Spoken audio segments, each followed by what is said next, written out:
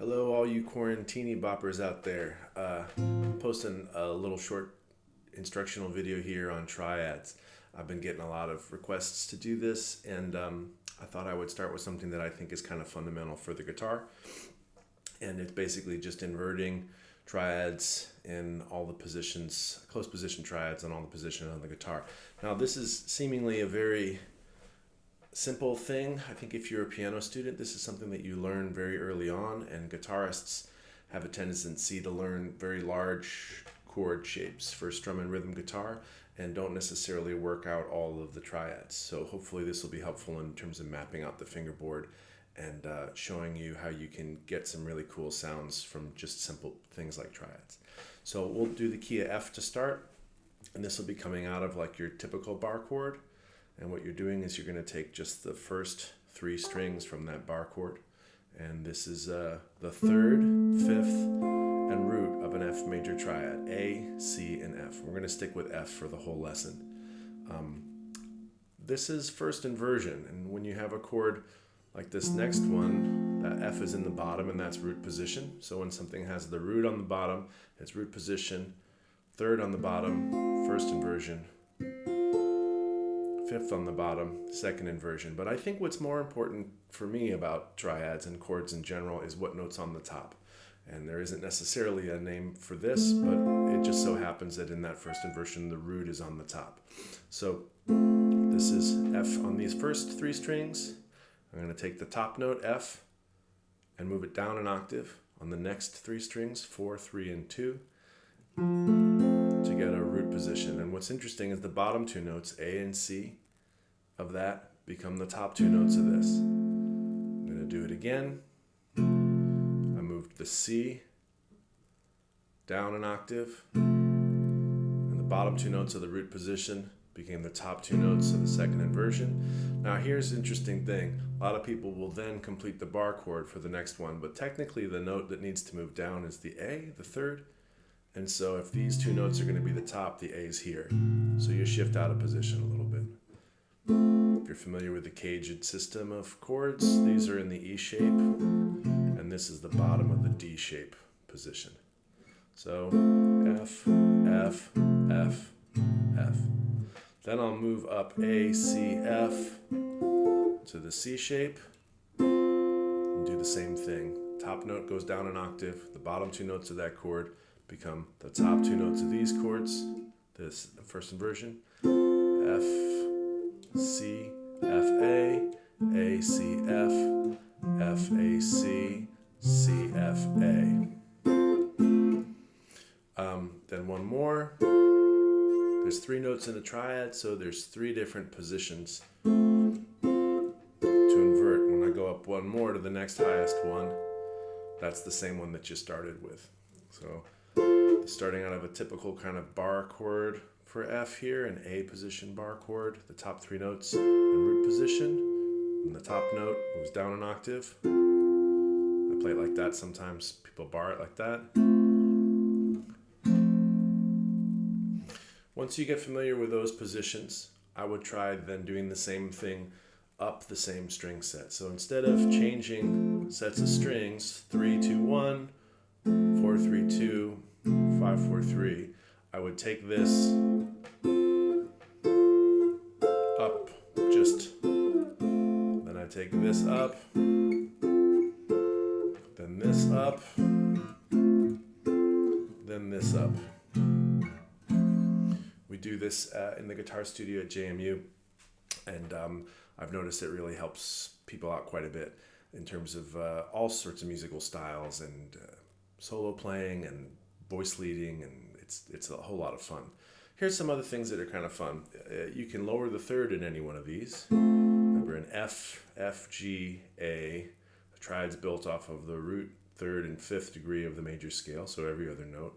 When we lower the third a half step, we get minor. So all these can be done in minor.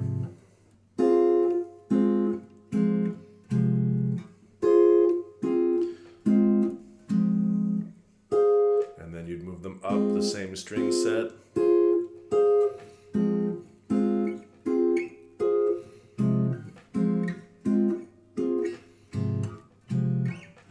Okay, And then I use suspensions, and suspensions are notes that are one scale degree above the strong chord tones of the triad. So the note above 1 is 2, and the note above 3 is 4, and the note above 5 is 6. So you can have a 2-1, some people call it a 9-8, 8 is the octave, 2-1 suspension, a 4-3 suspension, and a 5-6 suspension. And that just means a scale note above. So if you're in the major scale, here's a 2-1. Remember, this is talking about the soprano, or the top note of the triad. 2-1, 6-5, 4-3, 2-1. I can reattack the chord, or I can let it resolve. Hear that resolve into the chord.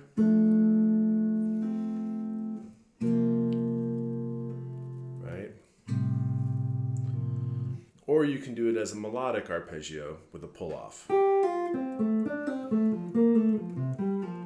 a million piano, guitar, violin etudes that do exactly that through a bunch of different chord progressions. So if I do that, and then here, sus4, 2-1, 6-5, 4-3, 6-5, and again melodically.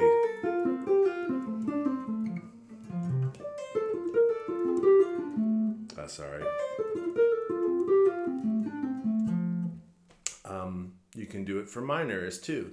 And in minor keys, if the 1 chord is minor, the suspension above the 5 is usually a flat 6, so a half step. So 2-1, 6-5, 4-3, 2-1, 4-3, 2-1, 6-5. Sorry.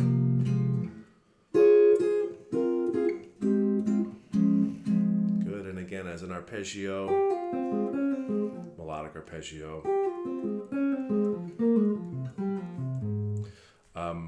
When I go up the arpeggio, I have a tendency to use a chromatic approach note to the low note when I ascend.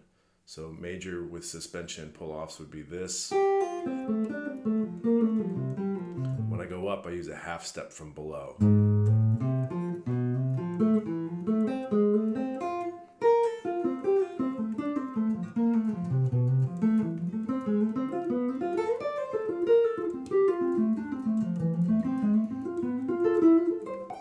Etc. You can do it with minor. The chromatic's gonna be the same, always a half step, but the upper note has to be diatonic.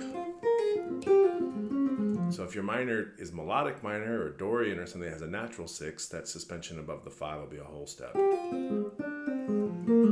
If for some reason you're doing something in a more interesting mode, let's say the 5 of harmonic minor to get a slightly more Eastern European sound, like a klezmer sound perhaps. There might be a flat 2, right?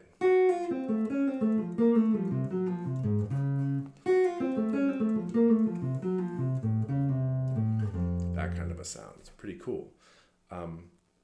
Finally, you can do voice-led cadences, and I use 1, 4, and 5. And voice leading means instead of moving the whole shape up, like F sliding up to B flat, the 4 chord in the key of F, I'm going to move every single note by step. A goes to B flat, C goes to D, and F stays the same. 1, 4, 1, 5, 1, next triad, 1, 4, 1, 5, 1, 1, 4, 1, 5, 1, 1, 4, 1, 5, 1.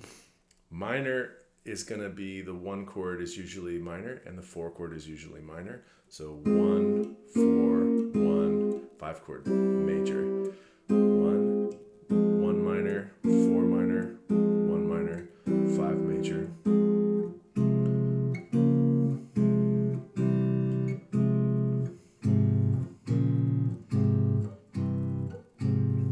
These can be combined with the suspension pull-offs to make really interesting music.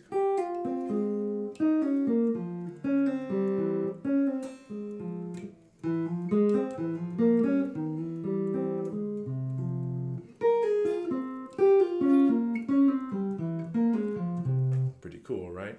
And I would try to do that in all of those different areas. 1, 4, 1, 5, 1.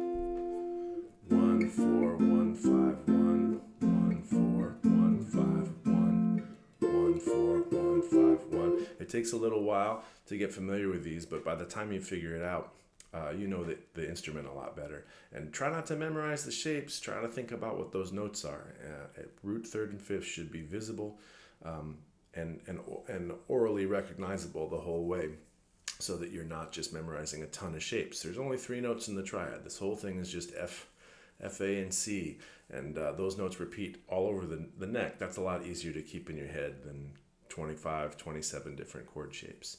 Hope you have fun with this, and please let me know if you have any questions. I'll try to post some more of these if people are finding them helpful. Stay safe out there. Bye.